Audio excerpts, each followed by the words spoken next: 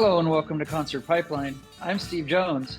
Today on the program we have Ava King. I had a chance to talk to Ava about her upcoming album, Sex, Money, God, and we dig into that a bit, things that kind of led into the creation of the album, some, kind of where she's at right now in her kind of self-worth place, a lot of that sort of thing. It was a really great conversation.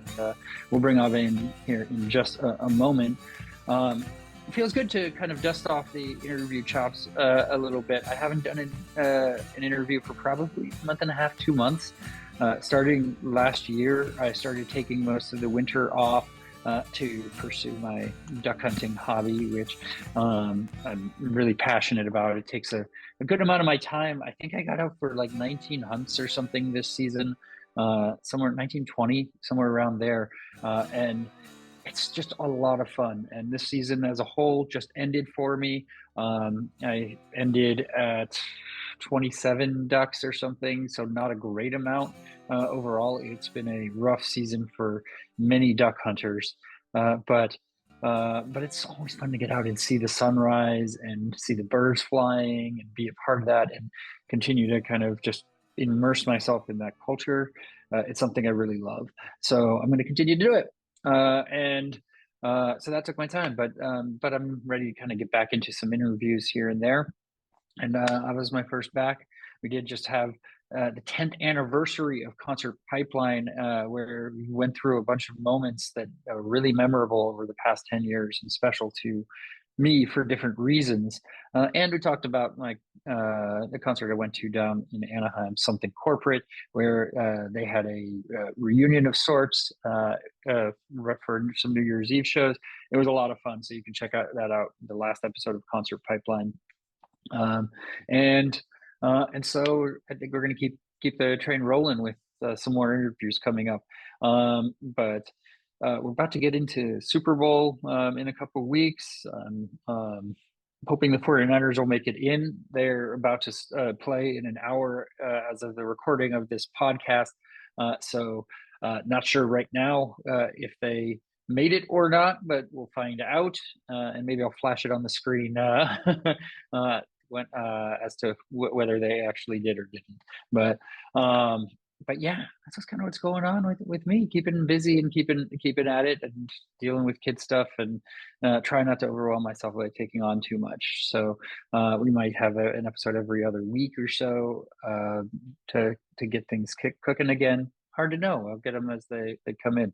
All right, so let's bring Ava in. Again, she's a musician. We could talk to her a lot about her craft and her new album, Sex, Money, God. Her showcase at Upright Citizens Brigade that's coming up. It was directed by Christopher Renfro and more. Let's bring Ava in. Hey, how are you doing today? I'm good. How are you doing, Ava? How's your day treating you so far? So far so good. Yeah, very, very grateful for your time today. And yeah, I would say I just actually got off a somatic sensing workshop. So I'm just trying to see like, okay, I'm doing the woo thing of like, how do I really feel in my body? Yeah, and just excited, but also a little bit, there's a lot of stuff going on right now. It's a little bit overwhelmed, but all good. Yes, and how are you feeling in your body? Oh yeah, good ask. That was like it's so interesting. A little bit, I say a little bit tense, a little bit nervous. How about yourself? Yeah, I'm feeling pretty comfortable. I'm feeling not as relaxed in my body. I don't know. Today anyway, right now it's a pretty busy day, and I've just Yeah, I haven't slowed down yet today. Really, I got it. started out around 3 a.m. getting out for a duck hunt and Wait, what's a duck hunt? hunting ducks. Wow. Wait, so like actually shooting ducks? Yeah, I mean that didn't really happen today because Uh-huh. there was not many flying. I did more of it yesterday. It's kind of my Okay. winter hobby sort of thing, and today was the last day of the season and there were not many flying, so it's Got not it. great. Got it. But Well, getting up at 3 a.m. is very difficult, so great job. it's worth it. It's great to see the sunrise and Mm, yeah, be out there with birds flying. It's pretty cool. that's cool. Yes. Awesome. Yes, yes. So, so you're in New York, is that right? I'm currently in LA. I live in LA. Los Okay. Angeles. Yeah, how about yourself? I'm up north. I'm outside of, in between Sacramento and San Francisco. Okay, Yeah. okay, very cool. Yeah, yeah. I have some good friends up in like Alameda, like near San Yeah. Francisco. So yeah, the Yeah. weather's awesome up there. I lived in Alameda a little bit growing up too, so it's a really Cool. really nice area for sure. Yeah. Nice, nice. Yes. So when did you move to LA? You used to be in New York, right? Yeah, yeah. Well, so I grew up in France, and then I left when I was 17 to go to college in New York. And then after a few years there, I then left to China Yeah. for it wasn't supposed to be that long, but then it ended up kind of becoming 10 years. Yeah. So yeah, and mhm. Oh no, go ahead. Yeah. Yeah, and then sort of in my late 20s, early 30s, I was just like, okay, am I going to be living here forever? And with my ex at the time, we'd just broken up, and I was like, it's now or never. Gotta get back to the roots. So then I decided to move to the States. I tried New York for a while just because I was familiar with it from college, but it didn't really, I don't know why, it didn't really agree with me. And then when I came to LA for the first time, I don't know if you have this feeling about places, but I've always kind of been very intuitive about like, oh, this place feels like home right now. So I'm Yeah. gonna just lay my roots here. Yeah, Yeah. The right now piece is interesting to me. So, I mean, because you can kind of, are you the type of person who could kind of make any place home, or does it take a longevity in a location? Is it the people around you that make it feel like home? What is it for you? that's a really great question. You know, I don't know, there's just this deep I've done I think it's like something about when the plane lands. Yeah. When the plane lands, there's just a feeling in my body. And when it was time for me to leave China, it was kind of really clear because when the plane would land in China, I would just feel this like, oh, I don't think this is home anymore, kind of a feeling.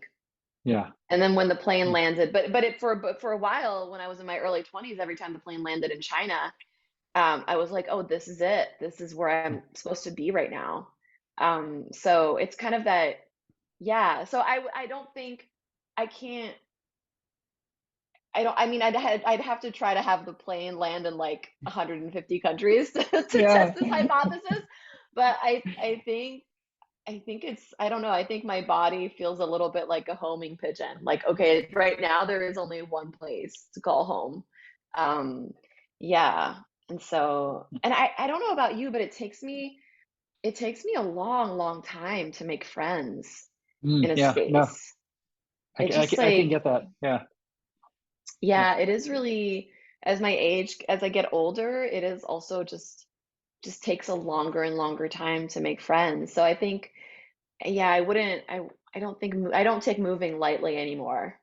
No, most of my friends I've had for 15 or more years. So when a new one comes in, it's like, oh wow, okay, that's I'm not against having new friends, but just I'm used to the ones I've had for so long, and it's kind of starting Yeah. to transition a little bit at this point, though. I mean, for me. So, I'm Mm. yeah, I've had more in the past couple of years, but before that, it was like anybody over 10 years. Everybody else is over 10 years. All my closest friends, right? So, I love that. I think I've made a lot of, I think over the last few years, I've been changing a lot, a lot, a lot. And it's been really interesting to see. Like, I've had periods over the last few years in LA where I had like almost no friends. It was really crazy. And I was like, what the fuck is going on? And then from that space, like new people came in. And I think it was just a reflection of like, oh, me as a person changing and evolving and acquiring new skill sets, um, or new belief systems. So maybe you're yeah. also in a period of transition and change, or I think so. Yeah, I think so. Yeah, I want to talk to you a little bit about China because you mentioned it a couple of times. You were sure. a TV host in China, but you kind of fell into that a little bit. Like, tell me about that change for you and kind of that transition. You didn't go out to be a TV host. You wanted to be a musical artist on TV, right? Yeah, yeah, yeah. Mm, It's such a great question. mm, Yeah, originally, when I came to China, I had even set up this blog called Watch Me Become a Pop Star in China. It was kind of to kind of document that journey. That was my Chinese blog, and I was really set on becoming a singer. And then I had a friend. I mean, this story could have ended so badly, but it ended really well for me. But I had a friend who was like, "Hey, I have a friend. He's holding auditions in a hotel room at midnight tonight. Do you want to go?" And I'm like, I don't know, 21. I'm like, "Yeah, what's the problem with that?" No problem. So, yeah, it's like that's not weird at all. So I show up and they were actually holding auditions, and I was like, I'm here for the audition for the singer. And they were like, oh no, that's not a thing. We're like auditioning for TV hosts. And I was just like, what is that? And and he was like, he's like, this was all in Chinese. And he's like, your Chinese is pretty okay. Like, would you be interested in this? And I'm like, maybe. And he's like, well, where's your one sheet? And I'm just like, what is a one sheet? And he's like, he pointed to me at this pile of one sheets that he had from like hundreds of people that was like perfectly designed with like professional pictures and everything. And I was like, yeah, I really don't have that right now. And he's like, okay, well, we'll call you in a few days. And he actually did, and I got the part. So then that was like what I didn't know, because I didn't know anything about TV or Yeah. anything. I didn't know that that channel was like, it was a regional channel in Hunan, but Mhm. it was under the umbrella of one of the biggest channels in the country. And though, so because I was really not a TV host, I went, I started filming pilots for them, and then I got immediately fired because I was just so bad at doing Yeah. something that I'd never learned how to do. Big surprise. And but the day, my last day of filming the pilot, the a producer from the national station came, and they watched me and they were like, "Oh, we want her on our new show." And then that show ended up being like, it was one of the most watched shows the whole summer in Wow. China. Yeah, so that show kind of ended up being like the top 3. Like sometimes it would be the most watched show of that weekend was that show. And so it was so weird because I went from, I mean, mind you, I still had absolutely no skills as a TV host. It was so weird. And so there was even a petition online to get me off of the show because I was so bad. It People was were like a not whole, a fan, huh? Yeah. no, no. But I learned something really important then, which is something a host told me, which is she was like, you know how you win this game, Ava. And I was like, I don't know. She's like, if everybody likes you, you've lost. Yeah. She's like, if everybody doesn't like you, you're halfway there. She's like, the best thing, half of the people like you, half of the people hate you. Then you are going to be super big. That would So be it was, interesting. We're talking about, right? yeah, it's because it's all about like kind of that buzz. But it was really weird because originally when I went to China, my family or my father and stepmother were quite against the idea. They were just like, this is an awful idea. Why are you going to a third world country? It doesn't make any sense. And then when they came to visit me that first summer after that show, suddenly I was like a household name. And so like people on the street would come up and ask for pictures with me to sign their name. And it was so weird for them. They were like, what are you doing here? Yeah. So that kind of began my decade of just being in TV. And also like gratefully, I mean, the thing is once people know your name and your face, it doesn't matter what you do. Like Yeah. I wasn't an actress, I was acting in lots of stuff. I thought I wanted to be a singer, and I got lots of opportunities to sing on really big stages. So it was really cool. I mean, behind the scenes, right there, I mean, I had an eating disorder, my mental health was awful, I was very miserable and lonely, and all of that stuff that happens when you become famous, when you absolutely have no mental health or self-esteem like backing you up. Like that was awful, but on the surface it was like, oh, that was interesting. Yeah, yeah, I'm sure. I mean, you had a lot of growth during that period, got to learn a lot about yourself and kind of that culture, and but then also scratch that itch of being able to sing a little bit, right? Yeah, yeah. I would say actually spiritually and mentally I kind of devolved Mm, because when you're like when your materialistic life, like when you don't have the spiritual maturity to right size things, then very quickly when you get things that other people want, your ego just takes over. yeah, And that kind of becomes your persona. So it's all about ego. Um, and it's there wasn't really, it was very cold. It was a very cold life, if that makes any sense. Like I got to yeah, stay at the Ritz-Carlton and fly in first class and do all these things, but it was very, very lonely because I didn't yeah, I just didn't have the mental health like background. So my growth, so I think I yes, devolved mentally, right, but I think like the last few years when I came to the States, like it was just a huge ego shift where nobody knew me. I was starting from scratch. I was singing, like I went from singing in stadiums to just singing at coffee shops where nobody would listen to me. yeah, Like, and that was such a great breakdown to happen for me to just be like, oh, like, who am I without all of these things? And that's kind of the theme of my show that's coming up, the Sex Money yeah, God show, and the album is like, oh, I thought it was about fame and success and all the things that the American dream sells us as women, right? And being thin and beautiful or whatever. But who am I without any of that? Like, can I find meaning in life? You know, is there another form of nurturance that than I can get other than the ego hit of this is what I like, this is who I am on the outside, right? On Instagram.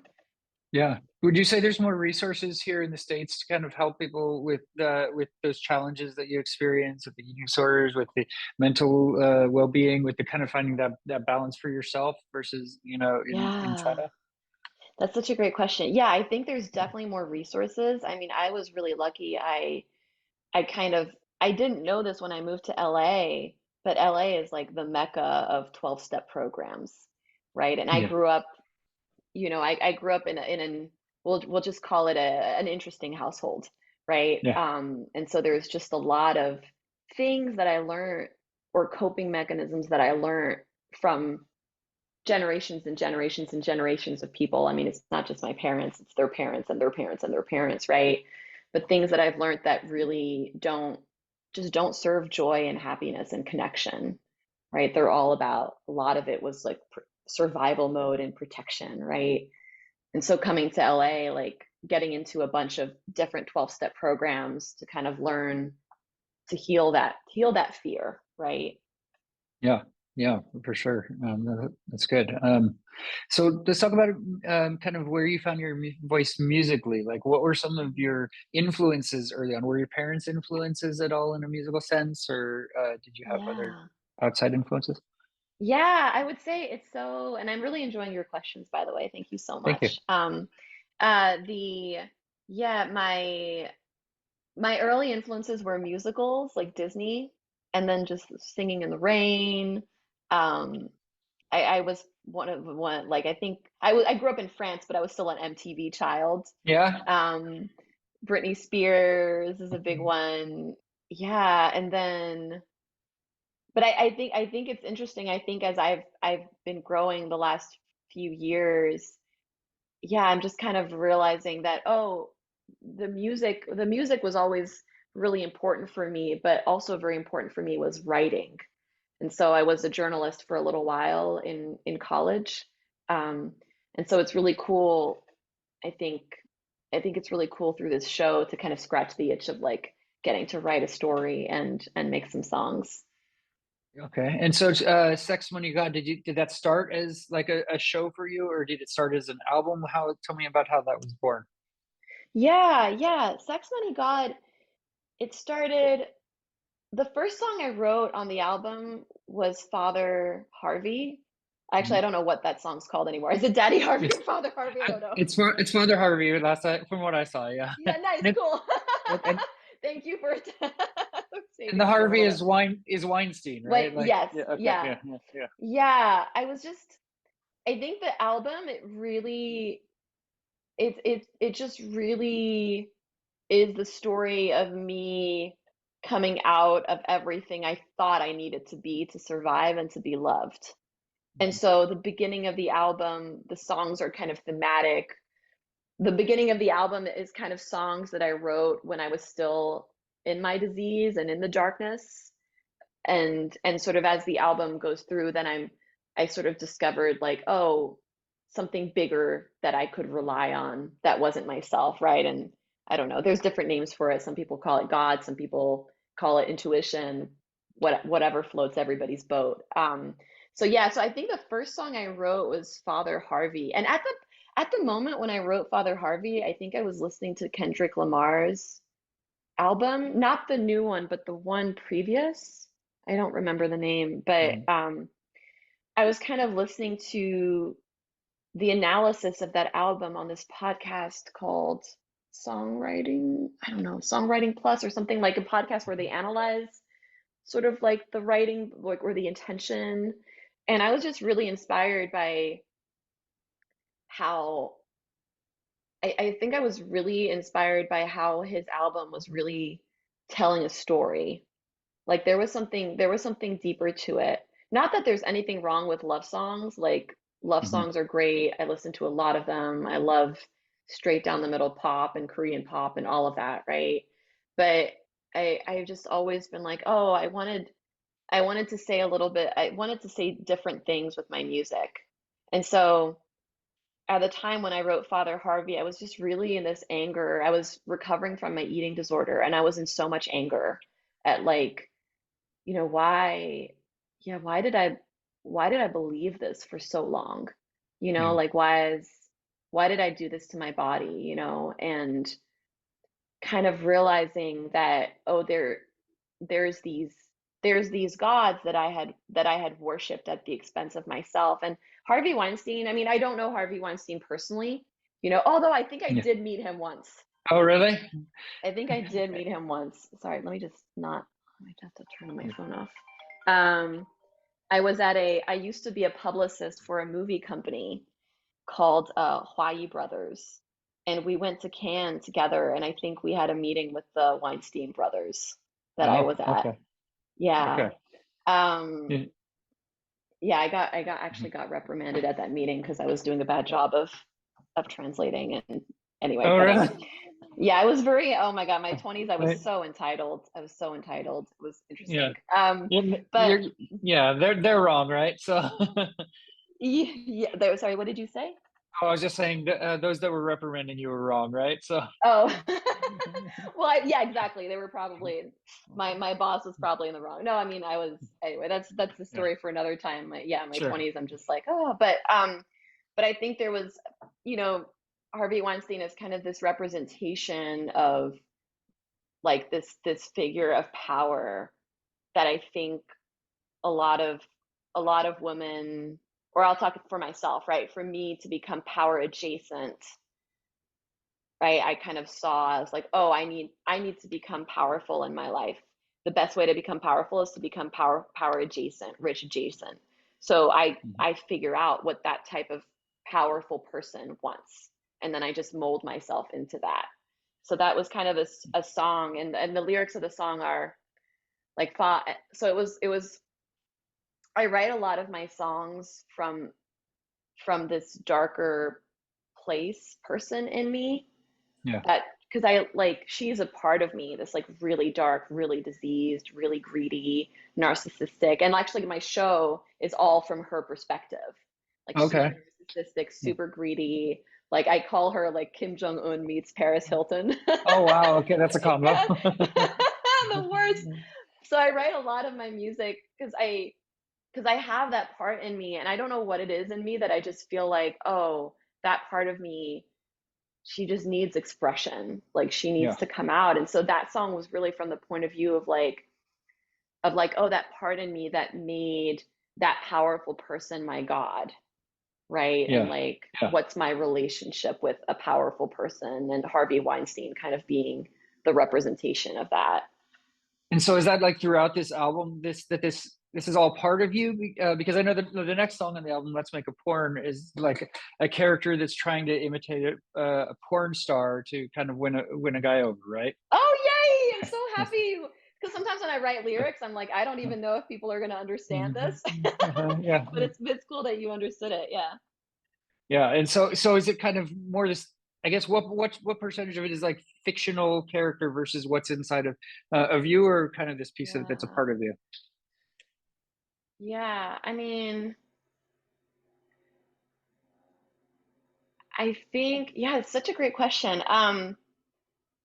Like I think most of the songs that come from that character, it's stuff I maybe I have done. There's part of me, and I don't know. I'm like I want to be as open book as possible, but there is part of me that thought, when you don't really grow up with the self-esteem that you need, it is really like, how can I get love from the outside world? There's this deep yearning for love, like I think in everyone, right? Everybody has a deep yearning for love and nurturance. And Yeah, sometimes you grow up in systems that teach you what that feels like. So you don't need to go and look for it in outside external things. But sometimes you grow up in systems or through no fault of your parents, right?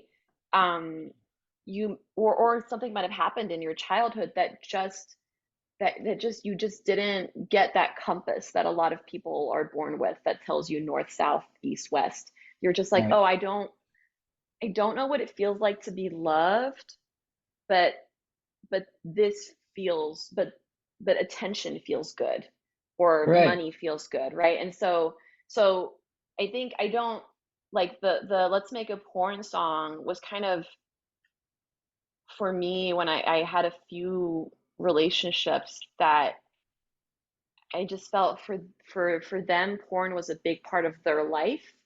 And so when they approached me, and me being like extremely codependent, it was always like, oh, how can I change to meet your needs? How can I Right. change so that I make sure that I get loved, right? And so when they came into that fold, I was just kind of like, oh, okay, so being pornographic in bed is something that's desirable. Like, Yeah, yeah. let me let Putting on a show, and yeah, yeah. yeah, let me see how I can make this happen, right? But at the expense of any pleasure to myself as a woman, right? Because then a lot of it just becomes like, oh, well, what do they want, you know? So yeah. So I don't know if that answered your question. Yeah, and even you kind of segue into the money piece with "I do it for the likes," because I mean we it's not just the parent influence, it's it's societal that kind of influences you in that sense too, right? We have the Facebook and Instagram and all these social media platforms that and YouTube and everything, like you want to get all these likes and hits and kind of all that kind of positive feeling of like, oh, so people are acknowledging your presence and are actually kind of there. You're kind of getting acknowledged in a sense, right? Yeah, yeah. I mean, I think a lot, yeah, and I'm very grateful. Thing. It sounds like you've listened to the songs with intention, so I'm really grateful for your time with that. But I think a lot of the album is kind of making sense of this perversion of instincts. Like as human beings, as animals, it's, nature has provided us with this feedback loop in our brains that, we need nurturance, we need connection, right? So when we get it, we get some hormonal, I don't know what we get, right? But probably some oxytocin. No, oxytocin. Wait, which is the hormone Uh, that is it oxytocin? Yeah, I think I'm getting it right. The love hormone, basically, I think so. We'll go with or it. the affection Yeah. hormone. I just wanted to make sure I wasn't talking about narcotics. But It's a different oxy, I think. So yeah, cool. Um, and so and so, but I think for people, and I qualify. I'm not a substance addict, but I'm a behavior addict. So I describe myself as an addict. So addiction is an addict is just really somebody who's trying to get the nurturance met, but but hasn't ever had nurturance, and so they get the chemicals from the outside world, but it's the equivalent of fast food. It's like the equivalent of like, oh, I could have like a really nourishing meal with protein and greens and like all of that that would make me feel really nourished. I could also eat fast food, but Yeah. then I wouldn't feel as good. And so the the I do it for the likes. I feel like we've kind of with social media, we've kind of perverted the human brain. We're so primed for connection, and then having getting the likes, like it provokes this chemical reaction in our brain, but it's not really nurturing connection. It's like No, it's not a real. It's semblance. yeah, Yeah, so it's the equivalent of drinking salt water, right? yeah, It's like you feel like something, but like you always want more, and that's really the addiction, right? Like, oh, we feel this feels good, but but it's but deep down it's not the real thing. And so I think that social media kind of really makes use of like that loophole in human brains. oh yeah, yeah, for sure. It drives it, and especially with younger. I mean, my daughter's 13, and she Mm, doesn't have social media. We haven't let her on there, but that's she is amazing. absolutely we've held off this long, Ah, but she's absolutely addicted to her phone, and like it's all just she doesn't know how to operate really without it, and it's just this thing that's just driven, and I wish there was a way to get rid of it, and I feel like I have no control over it and everything. yeah, But it's hard. I don't, I'm not a parent, but as a parent, I wouldn't know how to navigate this world because, you're from what I understand, like probably everybody else has cell phones, right? And that's the yeah, way that the kids societal interact with each pressure and other. everything, and yeah, exactly. Like Yeah. if you don't let them have it, then then they're not normal at school, right? Like they're not able to interact with their Yeah. friends in the way that they are, that this generation does. And what do you do with that? It's like I don't know. I mean, soon It's she's really going to be difficult. have to make her own decisions and figure it out for herself. But Ah, it's tough. that's But you so, think yeah. about that. That's so Yeah. difficult as a parent. Yeah. Got to make a lot of decisions. That's hard. Yeah. Um, and then on the God side, self love uh, is kind of your exploration for that, right? I mean, it's kind of what Yeah. we've been talking about this whole time, right? Is really finding a place where you're comfortable in yourself and you're not having to be someone you're not, like for other people and that sort of thing. Yeah. Yeah. Yeah. I think my intention when writing the song, because the last few years have really been about this exploration of like, okay, well, if what I thought was nurturance and love is not, like if everything I thought was love is not actually love, it's just like a perversion of love or something that I use to feel loved, right? Like what is actual love? Like what does that actually feel like, And a lot of a lot like a lot of it is like I felt like a fish that's if you tell the fish, well, just go and find air, and the fish has never seen air, so like Yeah. what does the fish do? And so I think a lot of my journey has just been in like, oh my, like what is this it? Is this it? And you see all these things online about kind of self-love being about bubble baths and candles and I don't know, doing like a lot of that. I don't know if you're familiar with the that girl culture online. It's like that Not girl really, wakes up. actually. But Yeah, yeah. that girl. There's all of these videos. I think it used to be big a few years ago where it was like that girl's routine, right? And so it was like these, I mean, they're always very young and beautiful, women. Yeah. Yeah. Because otherwise, what who would, but it's kind of them talking about like their amazing routine and how they're so happy and healthy and gorgeous and beautiful, and so they wake up at that girl wakes up at 5 a.m. and that girl drinks tea and then that girl goes to the gym and then that girl like takes a shower with all of these products that you then want to buy, and that girl, right? So it's like, so I was like, oh, there's a lot of people kind of telling us that, oh, that girl, that's self-love, but I was like, that doesn't really feel right for me. And it was only after I got into this one of this 12-step programs. I mean, I'm in so many of them, it's so good, but one of them is called Workaholics Anonymous. Hmm. And it's really for people. It's not necessarily only work, but it's really for people who their nervous system is has been so wired in their childhood that they just constantly try to get into overwhelm every day, right? Like that's their nervous system's MO, or that's my nervous system's MO, is just how can I get into overwhelm? And so for me, self-care was honestly just lying in bed looking at the ceiling for hours in a day. Like walking on the beach was not self-care for me because I was Yeah. just exhausted, right? And so I think self-love has been, they show you, we get in the media, we get a lot of like, oh, the nice part of self-love, which is like take a bubble bath, have brunch with your friends, but you don't really get the image of like disappointing people and just being like, hey, I don't have the space for that. Like I have people who are in my family that I'm close to, and they want to have a connection with me right now, and I just don't. In order to love myself, I just can't have that connection with them right now. I'm not ready for it. Um, Yeah. so it's the ugly side, right? And so in the song, I kind of like self-love has made me a bit of a bitch because the person who stands up for themselves and says no is often like, oh, she's such a bitch, she's so selfish, right? Like that's generally the judgment that a person with self-love gets, right? But Yeah. not like, if that makes any sense. So yeah. Yeah.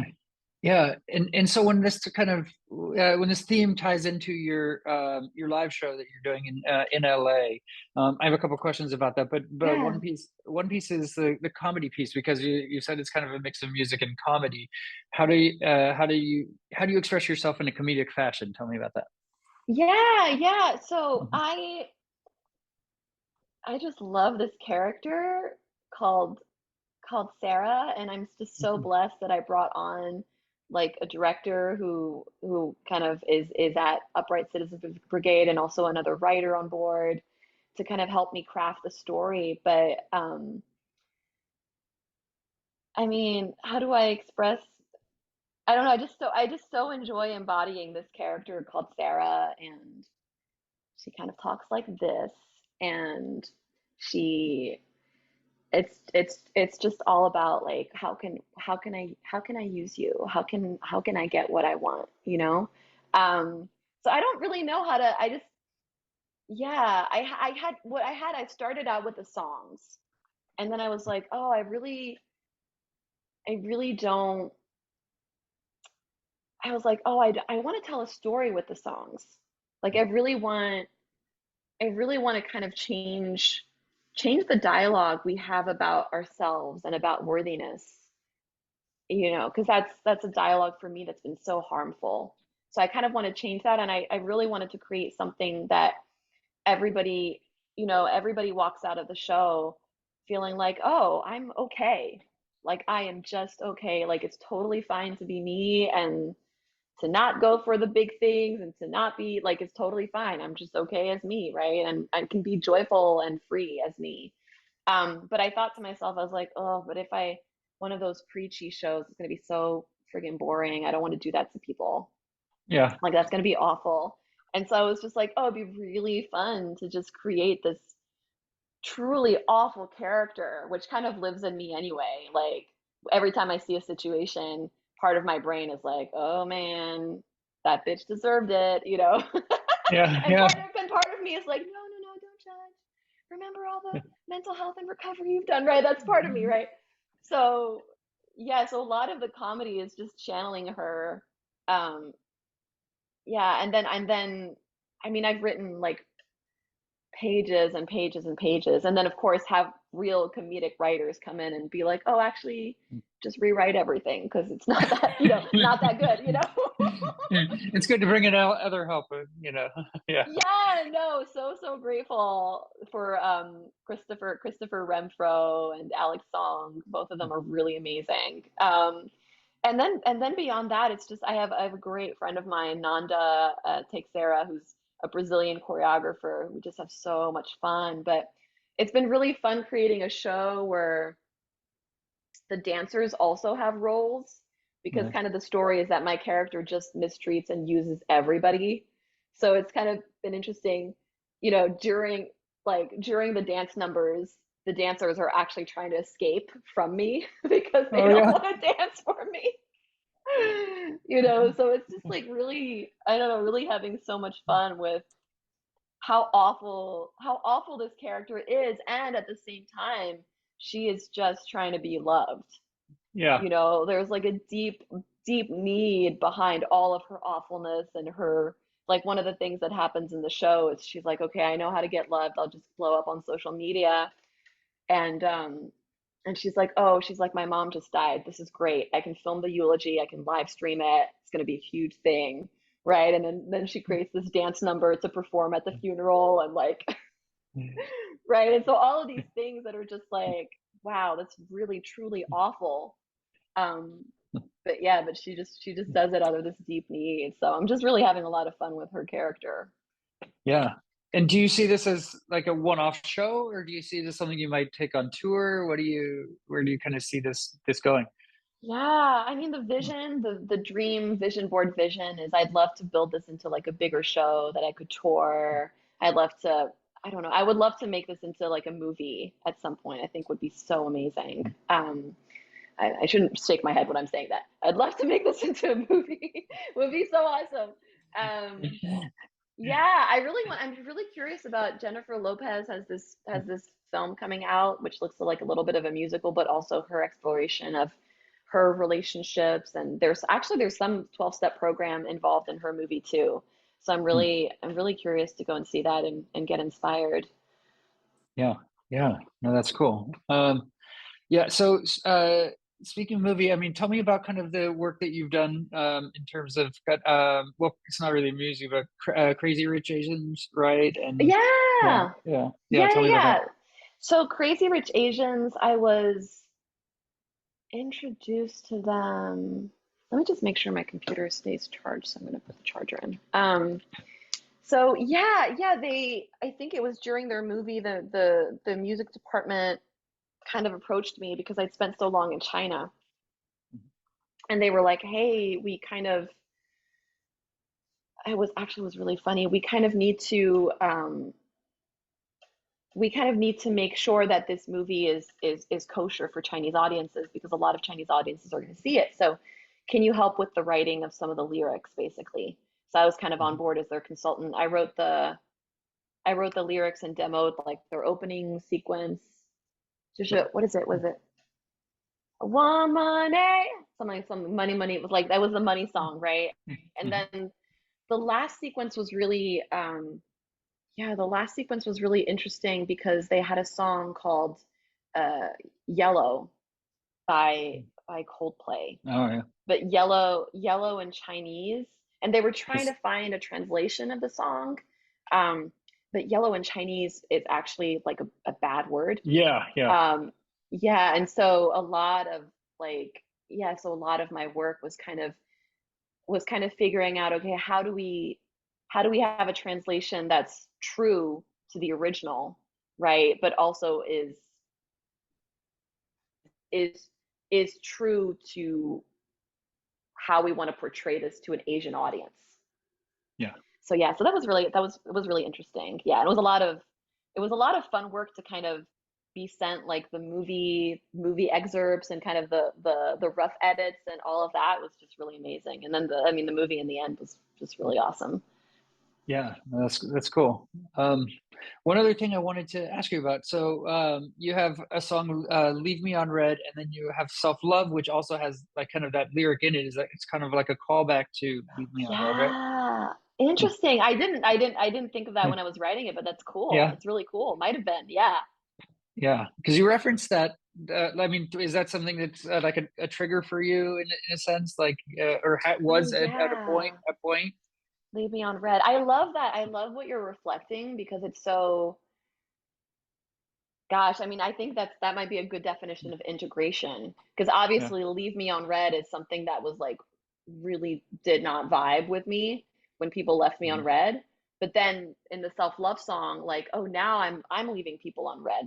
So I yeah, understand it. As like I understand like, hey, when you're trying to fulfill a need of peace and relaxation or just a need for rest, like sometimes you can't answer everybody, or sometimes, or even in relationships, when I'm really trying to, I've been studying nonviolent communication the last few weeks a lot. So I'm just really trying to see things from the point of view of nonviolent communication, which is that even when people do awful things, it all comes from a need that needs to be met, right? And so, yeah, it's kind of the evolution of I guess, of myself as being like somebody that just could not deal with people ignoring me, to somebody who actually understands that, oh, even when a person in a relationship leaves me on red, like, oh, maybe they have a need for safety, maybe they're scared, they're feeling vulnerable, it's not the right time for them.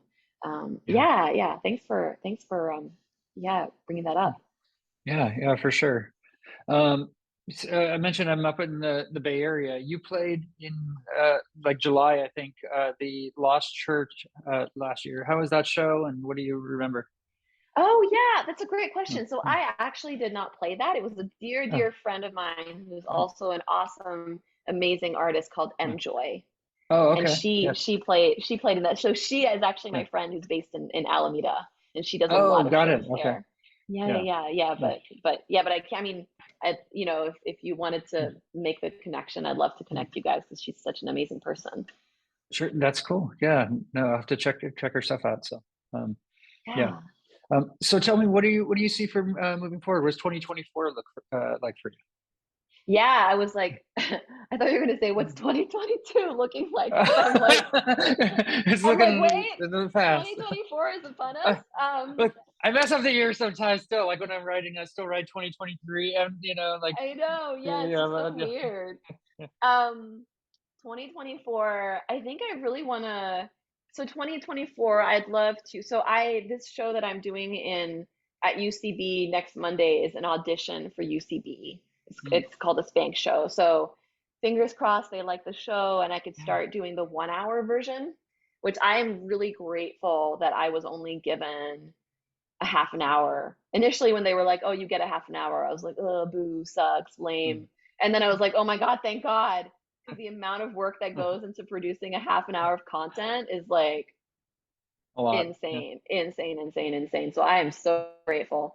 Um, but yeah, but hopefully that goes well, and I can start doing a 1 hour version of this show this year, and then I'd love to do an album. I'd love to write an album this year that's just for fun. yeah, That's just like, oh, all of the music that I'm like, so, that I would be ashamed to say I love at like a musician's retreat, just, yeah, right. I mean, yeah, write a cheesy K-pop style song, right? Like those, I don't know, just write all of the music that I just really actually enjoy. So just really want to maybe just write an album called Just for Fun, yeah. that actually, yeah. And then I think I'd be very grateful already if those things happened. So yeah. Hey, that's great. I mean, it's positive, right? It's a kind of a progression from where you were when you started Yeah. writing Sex, Yeah. Money, and God. Yeah, Yeah. yeah, Yeah. yeah, yeah. Yeah. No, I love it. Yeah. And last question before we wrap: what was your favorite concert that you've ever been to? Ooh, the Beyonce concert in Beijing. Oh yeah, Yeah, the Beyonce concert in Beijing. Um, that was so good. A friend of mine who got tickets for us, he sent me a text and he's like, "Hey, I got tickets. I got extra tickets to this Beyond concert, and there is a band in China called Beyond." yeah, So I was like, "Oh, I'm not too excited, but I'll go. I don't want to say no." yeah, yeah. And then I got there and it was like Beyonce, and I'm like, "What?" You're like they're playing a stadium, and it's incredible, right? Yeah, Oh yeah, I was just like, yeah. "Wow, this is a really big concert for Beyond." I know, right? Yeah, yeah. And oh my gosh, what a great stage setup they have. They got some Yeah, like money, huh? Beyond is Yeah, doing it. And then she came on and I was like, "Oh my God." And then that was amazing. And then I got God, I forget her name. Yeah, but that concert was just like amazing. Like when the same and it was, and it's funny because in China they have all these regulations about you can't stand up at venues and all of these things, and like nobody nobody listened. Nobody was It was following just her it else. was Yeah, just too good. Yeah, yeah, yeah. So that's, yeah, that's awesome. Well, Ava, thank you for taking the time today. I appreciate it. And yeah. Thank uh, you so uh, much, Steve. uh, yeah, and I wish you luck with the upcoming show and the album release and everything that 2024 is going to hold. Awesome, awesome. Thank you so much for your time. That was the interview with Ava King here on Concert Pipeline. And that takes us to the final segment on the program, the music news.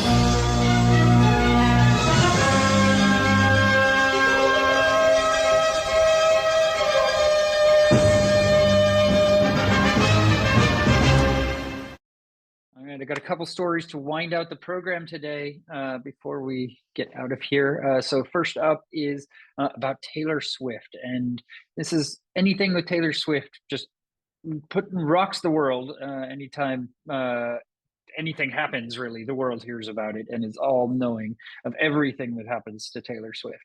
She's currently at the Kansas City game right now, as of the time of this recording. Her Kansas City team is winning in the third quarter, and so she might be at the Super Bowl.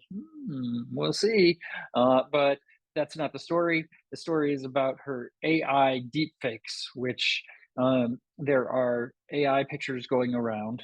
I will say I have not seen the AI pictures that are going around, but I'm aware of them and their existence. Of nudes of Taylor Swift AI, and everybody's up in arms. The Swifties, most of all, of course, in protecting Taylor Swift. But but she is not happy about them. She is trying to take, like, I don't know, sue the internet or something of her over these deep fake pictures. And the Microsoft's current CEO said that they are alarming and terrible. We need to be informed, we need to be aware, and we need to figure out ways to protect our little ones.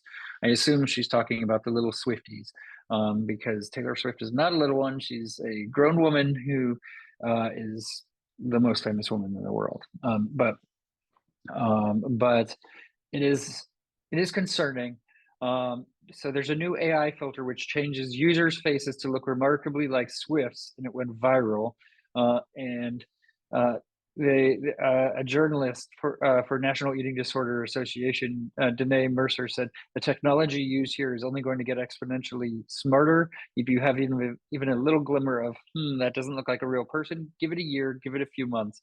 I guess we're not too far away, and we need to. Our little ones are growing up in this strange world.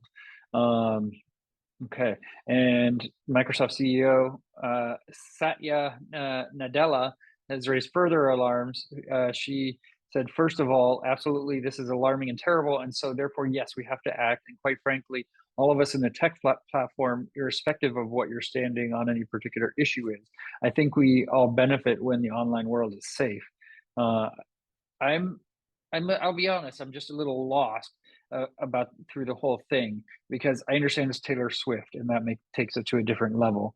But people have been photoshopping faces on other bodies and kind of making fake nude pictures. So, I mean, since you could Photoshop pictures. So AI, maybe it looks more realistic. I'm not sure, but you can do some good job in Photoshop also that does look realistic. And it hasn't made waves like this. So I'm not saying it's right. But I am saying that I'm not sure why this is shaking the world in the way that it is. Other than AI is a scary, dangerous place to be. Right? I mean, it's there's a lot of value in it, but it kind of has a lot of risk at the same time in the technology. So that's the Taylor Swift news. Uh, Other music news: U2 is going to live stream a performance from the Las Vegas Sphere, which they apparently live at, for the 2024 Grammys. It'll be the first ever official broadcast from the state-of-the-art venue, and they're going to present an award at next week's Grammys, all from the Sphere in Las Vegas. And the Sphere has been hosting the U2 UV Chung Baby show since the end of September, due to wrap on March 2nd. So a bunch of shows. U2's you know playing a bunch of shows there. The Grammys are taking place February 4th at the Crypto.com Arena in Los Angeles. They're going to be hosted by Trevor Noah. Nominees were announced already in November. Taylor Swift has some nominations, but she doesn't actually have the most. SZA, is picking up the most nominations with 9. But Olivia Rodrigo, Boy Genius, Miley Cyrus, John Batiste, Billie Eilish, there's all competing for the Record of the Year category, and Victoria Monet as well. Guess we'll see who wins that one. I'm gonna guess might be Swift is my prediction. Even though I think her album is a recreation of an album that is already out. It's just her taking back the versions. But even something that's a rerun from Taylor Swift, I mean, will probably win. That's my guess. U2 are said to be working on a new album. And in a November interview, Bono said that the record was somewhat tied to the medical status of Larry Mullen Jr., who has been recovering from neck surgery and pulled out playing the Las Vegas residency. So I guess that's in limbo as well. All right. Let's talk about a band that I actually saw open for U2 many years ago in 2001, No Doubt. No Doubt is reuniting Gwen Stefani, Tony, Adrian, and Tony, Adrian, and Tom. They are all reuniting at Coachella, and Gwen Stefani commented on the reunion. She said it just happened so fast. It's going to be their first live show since 2015, which I believe is the year that they played Bottle Rock in Napa, and I had press passes to that the festival that year. We were covering all 3 days, and decided not to go on the No Doubt day, which was a difficult decision for me because I was a No Doubt fan. I loved Gwen Stefani. I had a major crush on her, and the music I was totally into. I saw them a number of times. It would have been great to see them again, but I do not regret not going to that show, even though it was the last time I'd get to see them, maybe ever. But because I got to work with a friend and prepare for an interview for which ultimately got me a promotion at work. So no regrets on not going, though I wish I could have been in both places at once, sort of thing, because no chance to see No Doubt again after that. So they made a video, a little teaser where she got all the other band members on like a Zoom, and they were just saying, "Hey, why don't we hang out anymore? We should hang out sometime." Okay, yeah, we should play a show. Okay, yeah, let's play a show. And then they didn't announce what the show was until Coachella dropped their lineup with the whole lineup, and then at the bottom, and No Doubt. So they're pretty excited that they're going to be having No Doubt at Coachella. But Sublime is going to be playing, Lana Del Rey, Tyler the Creator, and Doja Cat, a bunch of other artists, many of which I have no idea who they are. We talked about football a little bit. Journey is going to rock the 49ers versus Lions NFC Championship halftime show, which the game is starting in very shortly now. I'll have to check that out and see how Journey does at the halftime show as well. So it's been great to see the 49ers up to this point, hoping they pull out a win against the Lions. And we'll see what Journey plays for the halftime show as well. They're obviously from San Francisco, and then announced last minute that they're going to be playing. So that's a big pull for the game at Levi Stadium. And they said they're thrilled to be back on the road in 2024 with so many good friends as part of the tour. No matter which city you come to, it'll be an amazing night of music. They're going to be hitting San Francisco again at Oracle Park with Steve Miller Band on August 28th. So much later this year. If you weren't able to make it on short notice to the San Francisco 49ers game, tickets to that were very, very expensive. I just enjoyed looking at how expensive they were. And the nosebleeds up where at the top being like $500 sort of thing. So and there's Journey news. And then since we haven't had an episode in a couple of weeks, I wanted to comment on this story, which is Green Day and their plans for their upcoming tour, their stadium tour that they're doing. They're going to be playing Dookie in its entirety every night. And they're going to be playing American Idiot in its entirety every night. And on top of that, a bunch of hits that weren't on either of those two albums, and some new stuff off their album Saviors that just came out. Which I will say this: I've listened to Saviors a couple times. I need to give it some more listens, but it's my favorite Green Day album in at least four albums. The last four that I can remember, not very good. Uno, Dos, Tre, whatever the most recent one is that has too much reverb. This is Green Day getting back to their roots in a sense, back to when they were around Warning and American Idiot, and that sort of thing. It's a solid album, and I want to see them live, but I do not want to spend a half a grand on a ticket to see them live. So I'm at this really tough impasse where I don't know if I'm going to make it to the show, but I hope I find a way to get in it and justify the cost. So we'll see. We'll see how that is. But Mike Dirnt told Rolling Stone, "What a fucking moment it's going to be. We've never done anything like this before, and there's a really good chance we'll never do it again." I mean, what? They're going to do it in 10 years? When Dookie, I mean, it's the 30th anniversary of Dookie and the 20th anniversary of American Idiot, both very, very popular, influential albums in Green Day's history. And so they're kind of making a mark with this tour. I don't know that they will do it again. So I think it's something that you kind of want to be there for if you're a Green Day fan. And I was and can see myself being again a Green Day fan and can see myself having a great time at that show. I've found myself in the past challenged with situations like this, where many years before I saw an artist in a really intimate setting, or I was very close to a concert, like let's take Tom Petty, for example. In 05 and 06, I saw Tom Petty at the Greek Theater in Berkeley, and I was closer than front row in the photo pit for the whole set. And then he played Bottle Rock, and I saw him at Bottle Rock, but I was way back, and then I didn't stay for the whole set. I think it was my birthday. I left halfway through his set and went to a friend's house, and I kicked myself because then a couple months later he died, and that's a bummer. And Green Day, I could see kind of being the same sort of thing, where I saw them at the same place where they're playing in San Francisco, the Oracle, or AT&T Park or whatever it's called now, and I saw them, and I was like two people back. I mean, I even got a Flogging Molly set list when Flogging Molly opened the show, and lost it during the course of the same show. But so I was that close, and there's no way I can afford the $900 tickets to see, or want to pay. I mean, I could do it if I wanted to, but I don't want to pay that much for a Green Day show. But this one is going to be special. So what do I do? I don't know. I got to figure that out. We got some time.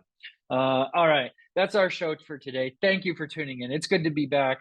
And I don't know if we'll have a show next week, but I'm in the works with setting up an interview with Martin Barr of Jethro Tull fame. He's got a tour coming up where he's going to be playing, I think, exclusively Tull songs. So I might be interviewing him. I don't know when that's going to be, but my guess is he would probably be the next guest on Concert Pipeline. So for all of us here at Concert Pipeline, I'm Steve Jones. We'll catch you next time.